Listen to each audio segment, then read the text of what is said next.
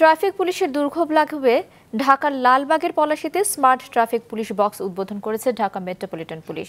CC camera control room, দ্রুত গতির internet, ফুলের বাগান সহ যেখানে থাকবে ট্রাফিক সদস্যদের যানবাহন পার্কিং সুবিধাও। আরো জানাচ্ছেন ওবায়দুল কবির, ছবি তুলেছেন মিজানুর রহমান।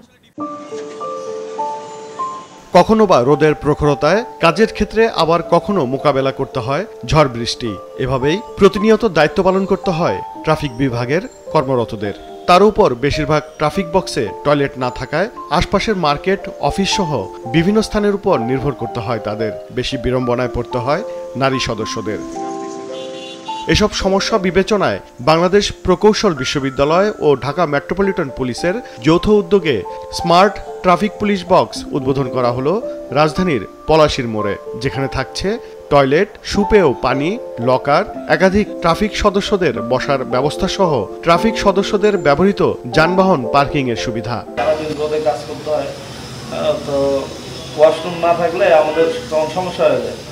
আশেপাশে মার্কেটে এখানে ওখানে সেটা খুব একটা কষ্টের ব্যাপার হয়ে যায়। এখন এই স্মার্ট ট্রাফিক পুলিশ বক্সটা হওয়াতে আমাদের জন্য সুবিধা হলো, কারণ আমরা চাইলে ইজিলি ওয়াশরুমটা ইউজ করতে পারি, একটু বিশ্রাম নিতে পারি। পলাশী মোড়টা একটা গুরুত্বপূর্ণ পয়েন্ট। এর আশেপাশে ঢাকা ইউনিভার্সিটি, বুয়েট, ইডেন মহিলা college, Viqarunnisa school and college, তারপর ঢাকেশ্বরী মন্দির। এক্ষেত্রে আমাদের কাজ করতে ব্যাপক চ্যালেঞ্জের সম্মুখীন হতে হতো। রৌদ্র, বৃষ্টি, ঝড়ে আমাদের বসার জায়গা ছিল না, আমাদের বাথরুম ছিল না, ওয়াশরুম ছিল না। আমাদের যারা ডিউটিতে কর্মরত থাকতাম আমরা প্রায় অন্যর আশ্রয়ে যেতে হতো বাথরুমে। এটা আমাদের জন্য একটা বিব্রতকর। আমরা দীর্ঘদিন যাবৎ আমরা একটা পুলিশ বক্স এখানে বানানোর জন্যে সিটি কর্পোরেশন, বুয়েট কর্তৃপক্ষ সবার সঙ্গে আমরা যোগাযোগ করি। এখানে যারা ডিউটি করে তারা ঝড় বৃষ্টি, প্রতিকূল আবহাওয়ার কারণে এখানে ডিউটি করতে খুব সমস্যা হয়ে গেছিল।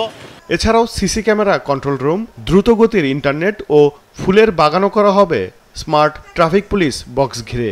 আমি এখানে ফিমেল মেল আলাদা করতে চাই না, সবারই কিন্তু ওই কিছু নিডস আছে কমন, এবং সেই কমন নিডস থেকেই রাস্তায় যে 8 ঘন্টা ডিউটি করছে, সে সকালে আরও 1 ঘন্টা আগে আসছে, আরও 1 ঘন্টা পরে যাচ্ছে।